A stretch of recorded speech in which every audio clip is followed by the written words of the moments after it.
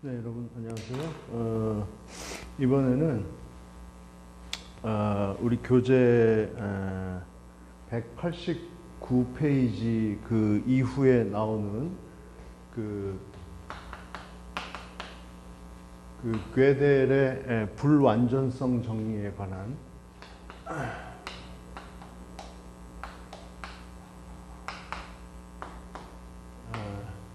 incompleteness theorem이라고 합니다. 불완전성 정리.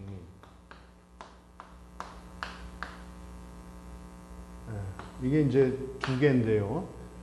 제1 불완전성 정리가 있고, 그게 이제 1930년. 죄송합니다. 1931년이에요. 그리고 제2 불완전성 정리도 1931년 이렇게 여러분이 생각하시면 됩니다. 이게 아마 제가 생각하기에는 현대 사람 생각의 특성을 가장 잘 보여주는 그런 사상적인 결과물이 아닌가 저는 그렇게 생각해요. 우리 생각이 어디까지 갈 수 있으며 어디까지, 그리고 그 한계에서 무엇을 볼 수 있으며 그 다음에 그 한계를 어떻게 넘어서 보려고 할 수 있겠는가 하는 이런 거를 보여준 거예요. 이 이상을 보여준 사람은 없는 것 같아요. 굉장히 큰 얘기가 될 수 있고요. 놀랍게도 여기서 의미하는 것들, 이 논리적인 결론이 물리학에서 얘기하는 양자물리학, 양자역학에서 알게 된, 발견하게 된, 그래서 우리들이 지금 사용하고 있는 그런 논리적 결론하고 통하는 부분이 있어요. 놀랍게도. 그거는 일상적인 용어로 하면 뭐라 그럴까요? 우리 한계에 관한 발견, 우리 한계에 관한 의미, 그리고 한계 너머에 관한 어떤 의미. 그러니까 어떤 여백일 수도 있고요. 우리가 갈 수 없는, 우리가 다 이 칠판을 다 그림으로 그려도 채울 수 없는 어떤 여백, 뭐 그런 느낌. 굉장히 종교적인 어떤 포인트가 있죠. 차원이 있는 거고, 그런 것들과 이제 연관된 얘기인데, 이게 왜 현대의 특성을 가장 멋있게 잘 보여주느냐, 그 이야기를 조금 여러분께 설명드리고자 합니다. 괴델이라는 분은 뭐 알려지기로는 위대한 수학자, 위대한 논리학자, 아리스토텔레스 할아버지 이후 가장 위대한 논리학자, 혹은 가장 천재적인 수학자로 알려져 있죠. 그 괴델에 대해서는 여러 가지 재밌는 얘기가 있는데, 우리 교재 제일 뒤에는 제가 부록으로 이 괴델 선생님이 신의 존재에 관한 그 수학적 증명을 하신 것도 있어요. 거기에 대한 소개도 잠깐 여러분께 드렸고요.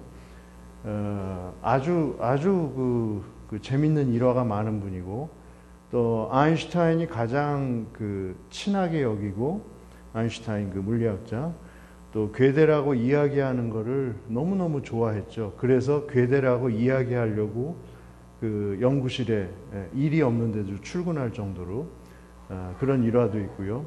물론 나이 차이는 한 15살 정도 납니다만, 아마 두 분이 서로 많은 이야기를 나누는데, 그거는 물리학적인 얘기뿐만 아니라 수학적인 얘기뿐만 아니라 철학적인 얘기, 종교적인 얘기도 많이 나눴습니다.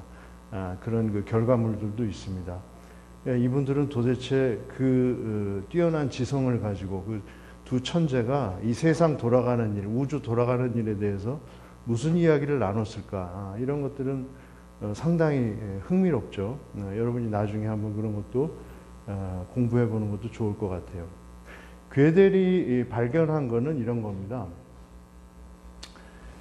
그러니까 몇 가지로 제가 이렇게 여러분이 들으시기에, 혹은 여러분이 이제 갖고 계시기에, 이해하시기에 좋은 걸 하나 가지시면 되는데, 다 같은 얘기예요. 우선 우리들은 이런 생각을 하죠. 어떤 산에 오르기를 원하는 거죠. 이성의 산 혹은 지성의 산, 이걸로 모든 걸 정복하고 싶어요. 근데 여기 산에 이제 열심히 올랐어요. 수천 년 동안. 그리고 마지막에 정상에 도달했다고 생각하는 순간 전혀 그 밑에서는 상상할 수 없었던 결과, 상상할 수 없었던 일을 경험하게 되는 거죠. 그러니까 이 밑에서는 볼 수가 없어요. 이 위에 올라가야만 볼 수 있는데 거기서는 우리가 기대했던 것과는 너무 다른 그런 새로운 것을 보게 되는 그런 충격적인 일입니다. 벌써 이 이름부터 보세요. 인간의 지성으로 모든 것을 다 컴플리트하게 완전하게 이해하고자 인간은 원했죠. 그래서 철학도 만들고 논리도 만들고 수학도 만들고 해서 이렇게 산을 쌓는데 가장 정점에 다다랐을 때 우리가 정복할 수 없는 어떤 대상이 있다는 것을 깨닫는 뭐 그런 그림이에요. 그래서 거기서 컴플릿이 안 되는구나. 그래서 incomplete을 이제 얘기할 수밖에 없는. 근데 이게 왜 충격이냐면 가장 논리적인, 가장 수학적인 방법으로 가장 높은 데 올라가서 얻은 결론이기 때문에 놀라운 겁니다. 그냥 아무것도 모르고 이 밑에서 그냥 뭐 직관적으로 뭐 인간이 다 알 수 있겠어 이런 게 아니라 여기 다 올라간 다음에 여기서 증명이 된 거예요. 증명이 된 거예요. 그래서 이제 놀랍다. 자, 어떤 의미냐면 수학이나 논리학에서는 이걸 꿈꿨습니다. 인간이 아는 세상하고 아는 세상이에요. 이게 이제 아는 문제죠. 인간이 아는 문제예요. 무엇을 안다 모른다가 되겠죠. 그 다음에 안다 모른다 하고 또 하나가 뭐가 있냐면 예를 들어서 내가 어떤 A라는 거를 알았다 하면 이렇게 쓸게요. 괜찮죠? 이 A라는 걸 알았다는 거는 동시에 뭐가 되기를 원하냐면 이 A라는 것이 진리명제다, 진리다라는 거죠. 진리는 알 수 있고 아는 거는 진리다. 이거를 두 시스템을 합치는 거예요. 저게 인류의 그 지성의 꿈입니다. 이성의 꿈이고, 그렇죠? 내가 알 수 있는 거, 알게 된 거는 참이어야 되고, 그렇죠? 진리는 우리가 알 수 있으면 좋겠다. 그리고 이 두 개를 하나로 통일시키는 게 바로 논리학의 꿈이고, 철학의 꿈이고, 모든 학문의 꿈이고, 그리고 수학의 꿈이었다고 할 수 있습니다. 그래서 A라는 거를 내가 증명하는 거예요. 이걸 다른 말로 하면 이건 증명입니다. A라는 문제를 증명했다면 그 A는 참이어야 되고, 이 참이라는 거는 증명할 수 있어야 되고, 이게 왔다 갔다 할 수 있어야 되겠다는 거죠. 이렇게. 이게 가능하면 그때 그 시스템을 우리는 컴플리트하다 이렇게 얘기합니다. 이 시스템은 컴플리트한 거예요. 이 시스템은. 그렇죠? 네. 증명할 수 있고, 증명할 수 있으면 그건 true. 진리 명제는 진리의 값은 증명할 수 있어야 되고, 이게 안 되면 그건 뭐 수학이라고 할 수 없죠. 그러니까 이 시스템은 그때 컴플리트하다 이렇게 얘기합니다. 그냥 여러분이 일단 그렇게 받아들이세요. 어렵지 않게. 자, 그 얘기는 뭐냐면 반으로 잘라서 얘기하면 negation, 부정일 때 이것이 아닌 경우에, 그러니까 A가 증명이 안 되거나 혹은 그러니까 negation A가 증명이 되거나 혹은 A가 증명이 안 될 때 같은 거예요. 그러니까 이 얘기는 A가 not 증명이 안 되거나 혹은 이 부정, negation A가 부정이 증명되거나, 이제 이거 같은 얘기죠. 그렇죠? 그 얘기는 뭐냐면 요 두 개가 마찬가지로 이거는 A가 not true여야 된다는 거죠. 진리 명제면 안 돼요. 거짓 명제예요. 진리 명제가 아니라 위예요, 위. 그러니까 이거는 negation A가 A의 부정이 true란 얘기나 마찬가지. 이건 이제 같은 말을 두 개로 한 거죠.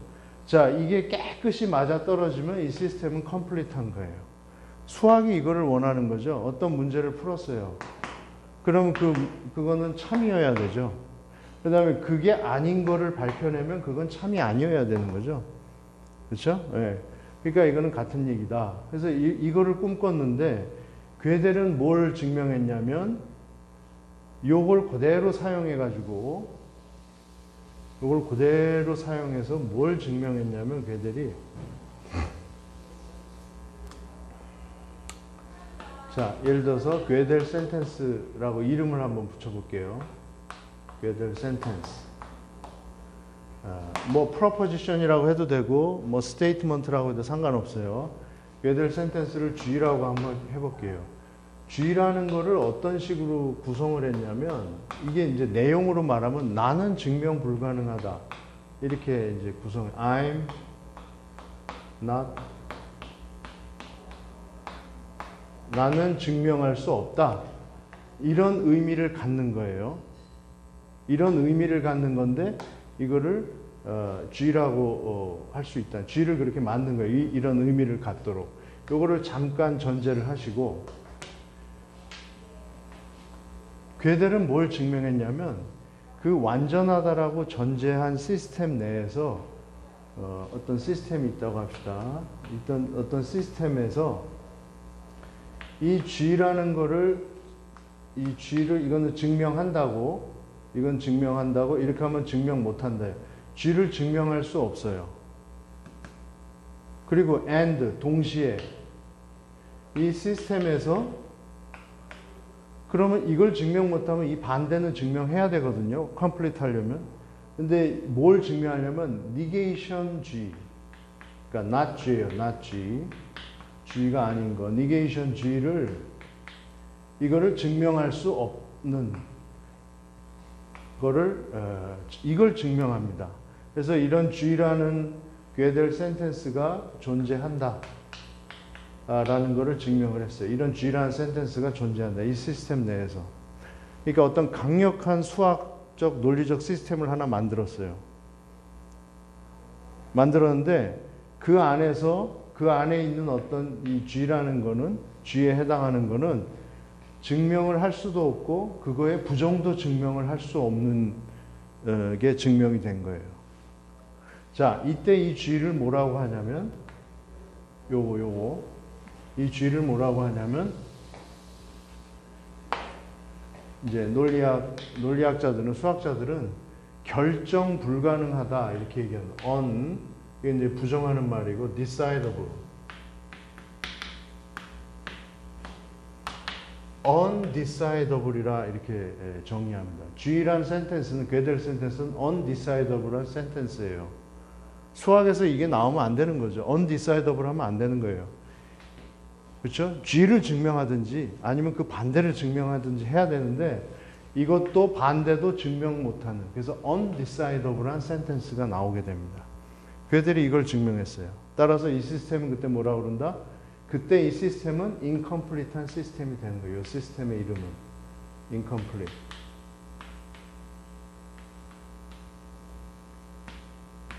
그래서 incomplete이라는 거는 시스템에 붙이는 이름이고 undecidable은 괴델 센텐스 혹은 괴델 프로포지션에 붙이는 이름이에요. 그 붙이는 대상이 달라. 이걸 여기다 붙이고 이걸 여기다 붙이면 이상한 소리가 돼요. 자, 이게 뭘 의미하죠? 이게 아까 제가 그림으로 그렸던 걸로 얘기를 하면 이런 얘기가 돼요. 여기서 발견한 게 뭐냐면 자, G는 true예요. 진리 명제예요. 진리예요. 진리. G는. 그러니까 수학의 세계에서 진리예요. 물리학에서 진리예요. 기독교에서 진리에 해당하는 거예요. 이 진리인데 G는 진리예요. 이게 증명되는데 무슨 일이 일어난 거죠? 진리이지만 증명할 수 없는 거예요. But not 프로버블. 그래서 컴플리트니스가 깨지는 거죠. 진리면 프로버블을 해야 된다고 그랬죠. 컴플리트한 시스템이면. 진리인데 프로버블을 하지 않아요. 진리이지만 증명할 수 없어요. 그런 증명할 수 없는 진리가 존재한다는 걸, 그걸 증명했습니다. 다시, 증명되지 않는 참. 어디서? 일반 세상이 아니에요. 정교한 수학적인 세상 내에서 거기서 만들었는데 이게 참이에요. 그러나 증명할 수가 없어요. 동시에 무슨 얘기죠? 증명할 수 없는 트루스가 존재한다. 그래서 위대하다고 얘기합니다. 증명할 수 없는 진리가 존재한다라는 걸 증명했어요. 가장 논리적인 수학적인 방법으로. 증명할 수 없는 진리. 따라서 이제는 수학의 산, 철학의 산, 논리학의 산, 신학의 산을 다시 그려야 돼요. 이게 아니라, 하나가 아니라 이렇게 있고요. 여기에 뭔가가 있는 거예요. 여기에. 산을 다시 그려야 되는 거예요. 이렇게 그려야 되는 거예요. 여기까지 뭐죠? 네, 증명하는 거예요. 증명. 증명할 수 있는 것. 그 너머에 뭐가 있어요? 증명하는 것 너머에 있는 트루스가 존재한다는 거죠. 다 이 증명할 수 있는 트루스만 존재하는 게 아니고 증명 너머에 있는 트루스도 존재한다라는 걸 증명한 거예요. 그걸 어디서 봤어요? 여기 산 꼭대기에서. 그러니까 이 산이 단 줄 알았는데 다른 산이 하나 더 있었던 거죠. 이거를 논리적으로, 수학적으로 증명한 거예요. 이게 아직도 깨지지 않았습니다. 가장 합리적인 방법으로 가장 합리성의 한계를 보였어요. 가장 수학적인 방법으로 가장 수학적인 한계를 보인 거죠. 그래서 이제 이 정의는 가장 위대한 정리다, 가장 위대한 수학적인 증명이다, 이렇게 얘기를 할 수 있을 뿐만 아니라 이게 우리에게 주는 것들이 있죠. 수학을 몰라도 내가 살아가면서 내가 뭐 경험을 했든 뭐 했든 정말 이건 옳다라고 생각되는 게 있잖아요. 내가 생각하는 어떤 좌우명, 명제, 뭐 그런 게 있잖아요. 생각. 그게 증명이 되지 않을지라도 그것이 가치 없는 게 아니라는 거죠. 그렇지 않을 수 있다는 거죠. 정말 어떤 진리는 증명의 대상이 아닐 수 있다는 걸 보여주는 거죠. 네. 그 너머에 있다는 거죠. 다시 말해서 이거는 뭘 보여준 거냐면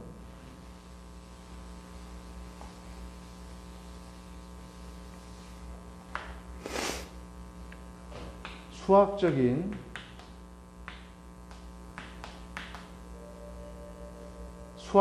거예요. 그냥 일반 아무데나가 아니라 정교하게 우리가 약속하고 짜여진 수학적인 트루스의 세계, 진리의 세계. 수학적인 진리의 세계는 뭐보다 크다? 수학적인 증명의 세계보다 크다는 걸 증명한 거죠. 그래서 incompleteness, 수학이란 시스템은 어떻게 보면 이런 의미에서 incomplete하다, 이렇게 얘기를 한 겁니다. 자, 오해하지 마세요. incomplete 때문에 수학은 그러니까 형편없다, 쓸모없다, 그런 얘기가 아니라 가장 쓸모있는 시스템에서조차 다른 어떤 것보다 쓸모있는 그런 완벽을 기하는 시스템에서도 더 큰 의미의 세계. 진리는 이건 의미의 문제예요. 의미. 네. 의미의 문제는 다 커버할 수가 없다. 증명의 세계를 넘어서는 거다. 그거를 어떻게 했다? 주장한 게 아니라 증명을 했어요. 증명을. 네. 그래서 위대한 거죠. 여기서 이제 우리는 괴델의 그 위대함에 고개를 숙일 수 있는 거죠. 굉장히 그 종교적인 그 의미를 던져주죠. 자, 여기다 다른 걸 넣어보세요, 여러분. 자기 전공을. 내가 전공하는 어떤 학문에 거기서 추구하는 의미의 세계, 진리값의 세계가 있대요. 진리명제. 진리의 세계는 내가 추구하는, 내가 하고 있는 전공에서 쓰는 방법을 넘어선다는 거죠. 그 증명 또는 그 방법, 뭐든지, 계산이든 뭐든 거기서 쓰는 방법의 이름이 있을 거 아니에요. 그걸 넘어서는 게 있다는 거예요. 이게 더 크다는 거죠. 네. 자, 그래서 이걸 undecidable이라고 얘기해요. undecidable. 자, 다시 정리해 보겠습니다. 우리가 어떤 시스템을 만들었어요. 시스템이 이제 좋은 거죠. 장점이 많고 시스템 없이 다루는 것보다 체계적으로 우리가 뭐가 한계인지도 알 수 있고 다음에 뭘 할 수 있는지도 보여주고 시스템은 좋은 거예요. 그런데 이 시스템 내부에서 뭐가 존재해요? G라는 게 존재한다. 이거는 undecidable예요. 그럼 어떡합니까? 네, 대책이 없어요, 사실은. 저 시스템 내에서는 저걸 decide 할 수가 없기 때문에 대책이 없어요. 참이다 거짓이다 얘기할 수가 없는 거예요. true, false를 얘기할 수 없어요. 이거를 증명했어요. 근데 괴델은 이것만 얘기한 게 아니에요. 이걸 얘기하면서 동시에 뭘 얘기했냐면, 그렇지만 이 시스템 밖으로 나가서 본다면, 위에서 본다면, 요게 시스템이고, 이 밖에서 볼 수 있다면, 요거를 이제 메타 시스템이라고 할게요. 메타. 초월한 시스템이에요. 그러니까 이걸 비욘드에서 본다면, 초월해서. 이 시스템 밖에서 볼 수 있다면, 밖에서 볼 수 있으면, 이 G는 undecidable이 아니라 decidable 합니다. 재밌죠? 더 강력한 시스템, 더 파워풀한 시스템을 가지면 그 얘기는 기존의 시스템 밖에서 본다는 거예요. 위에서 본다는 거예요. 메타예요, 메타. 위에서 볼 수 있다면 이게 참 거짓을 얘기할 수 있어요. 그러나 이 안에서는 안 돼요. 이건 괴델이 이걸 동시에 보여준 거예요. 그러니까 여기서 끝나면 뭐 허무한 거죠. 괴델은 뭘 얘기한 거예요? 더 스트롱한 시스템을 우리가 갖도록 노력해야 된다. 그러면 우리는 여기에 대해서 decidable 하다라고 얘기할 수 있다는 거예요. 그러면 또 하나, 이 괴델의 불완전성 정의가 메타 시스템의 G가 있을 거 아니에요. 메타 시스템의 G는 어떻게 할 거냐? 그건 또 이 메타 시스템이 증명할 수 없어요. 그러니까 decidable 하지 않아요. 그러니까 true다 false다를 결정할 수가 없어요. 그거는 또 뭐가 필요해요? 그렇죠. 더 큰 메타 시스템이 또 필요한 거지. 이런 식으로 어디까지 가요? 이론적으로 무한히 가야 돼요. 따라서 인간의 이성에 혹은 지성에 혹은 인간의 생각의 길에는 마침표가 없다는 걸 얘기하는 겁니다. 이게 여기서 한 번에 못했다고 끝나는 건 아니에요. 그렇지만 이걸 해결해도 그 다음 게 또 존재하고 또 그 다음 이런 게 이제 존재한다는 거예요. 항상 한계가 있고 한계를 보고 한계를 넘어서야 된다. 이걸 같이 얘기한 거예요. 이게 사실은 괴델 생각을 더 잘 이걸 전체를 보여주는 거죠. 괜찮죠? 그러니까 우리가 공부를 한다는 건 뭐예요? 이걸 먼저 깨닫는 게 위대한 거예요. 한계가 뭔가. 그 다음에 그걸 넘어설 수 있는 시스템을 또 구축하는 거예요. 그게 중요합니다. 됐죠? 네. 자, 우리가 이거를 통해서 현대에 깨달은 게 뭐냐면 나라는 시스템의 한계를 깨달은 거예요. 이건 처음 있는 일이에요. 우리가 우리를 몰라요. 나를 시스템으로 생각할 줄도 모르고 시스템으로 생각했을 때 그 한계가 뭔지를 몰라요 또. 근데 이걸 처음으로 보게 한 거예요. 근데 같은 일이 어디서 또 벌어지냐면 그 물리학에서 비슷한 식이에요. 희한하게. 지금은 이분 얘기를 할게요. 슈라딩거라는 또 그 천재 그 물리학자가 있죠. 에르빈 슈레딩거의 방정식, 이게 이제 아주 중요한데, 슈레딩거의 고양이라는 게 있어요. 예. 이건 이제 재밌는 이야기로 한 건데 사실은 그 양자 물리학의 신비로움의 핵심을 보여주는 겁니다. 자, 슈레딩거 고양이를 얘기할 때 같아요. 어떤 우리가 관측하는 시스템 안에, 이건 물리학이에요. 물리학의 시스템이 좀 수학이고, 슈레딩거 고양이를 어떻게 세팅을 해서 넣었을 때 이 고양이가 죽을 수도 있고 살 수도 있게 실험을 세팅을 해요. 근데 죽을까 살까를 디사이더블 하지 못해. 그러니까 결정을 못해요. 중첩이라는 게 여기서 나옵니다. undecidable. 그러니까 이 고양이가 살 것인지 죽을 것인지 이 안에서는 결정을 못해. 몰라요. 그런데 이 시스템 밖으로 나왔을 때, 마치 여기처럼 밖으로 나와서 봤을 때는 아웃사이드, 이게 중요합니다. 내부에서는 안 되고 아웃사이드, 밖에서 봤을 때, 마치 메타 시스템처럼 밖에서 봤을 때는 우리가 뚜껑을 측정을 해서 측정 결과를 볼 때는 이 고양이가 살았는지 죽었는지를 알 수가 있다고요. 예. 살았는지 죽었는지를 그 다음에는 알 수가 있어요. 여기선 몰라요. 살았는지 죽었는지, 예. 반 죽고 반 살았는지 알 수가 없어요. 여기서 디사이드 할 수가 없다고. 재밌죠? 이거를 단지 추상적인 세계의 여러분 이야기라고 생각했다면, 이거는 실제로 우리가 발 딛고 사는 이 세상, 물리 세계의 가장 바닥에서 이 일이 존재하고 있다. 일어나는 일이라고 여러분 보시면 돼요. 머릿속의 문제가 아니라 우리는 이런 세계 속에 살고 있는 거예요. 따라서 뭘 발견해 준 겁니까? 그렇죠. 한계.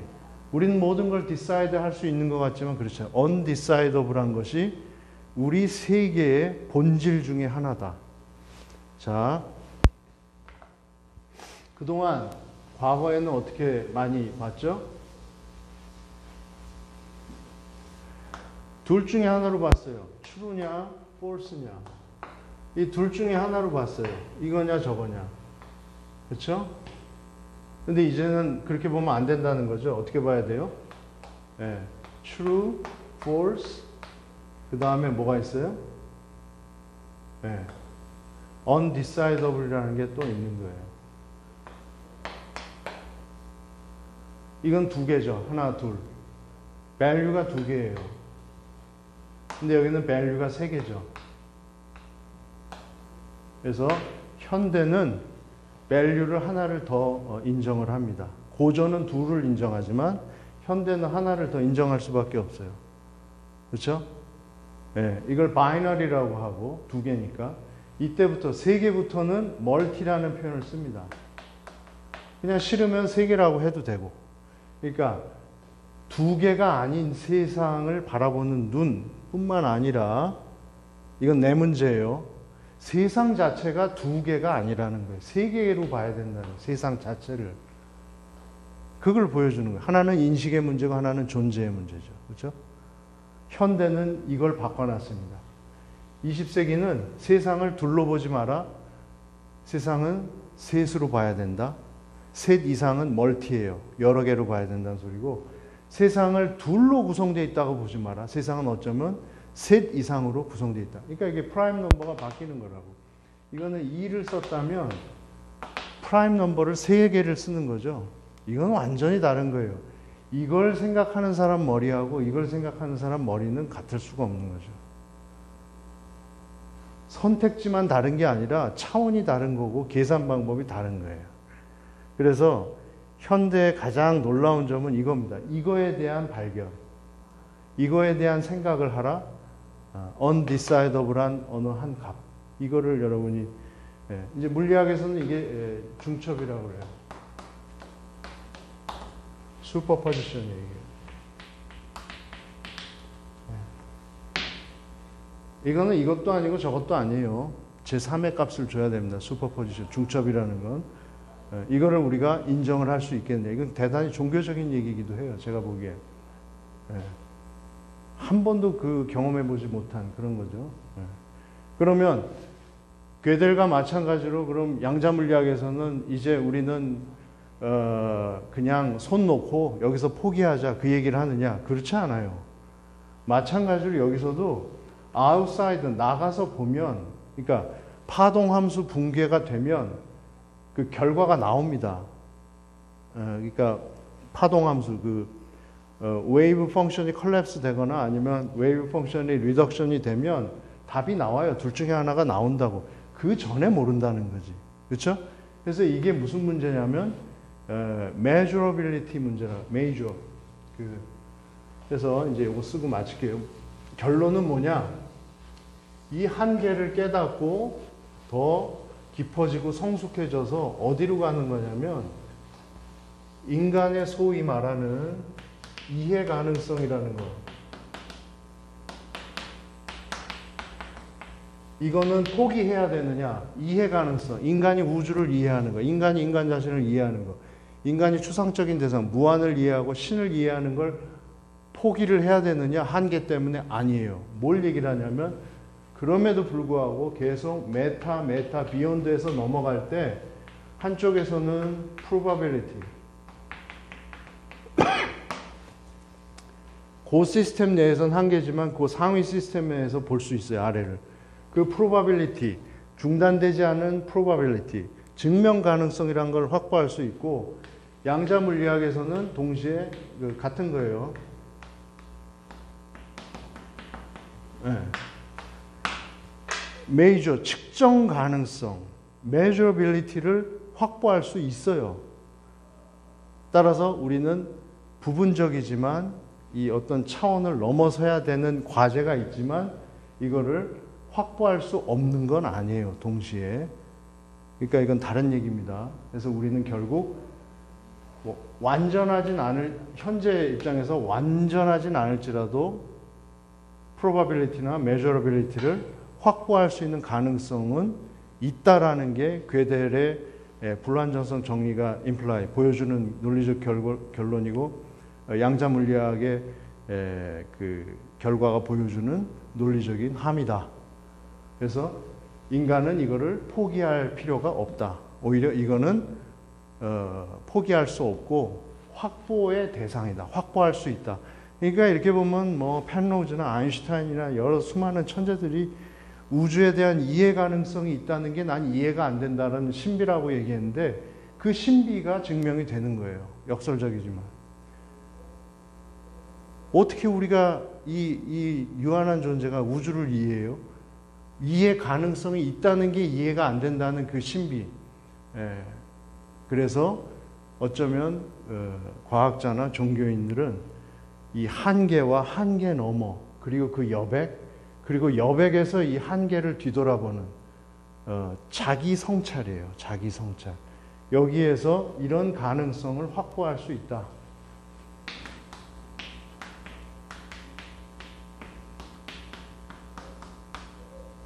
이걸 보여줍니다. 자기 성찰.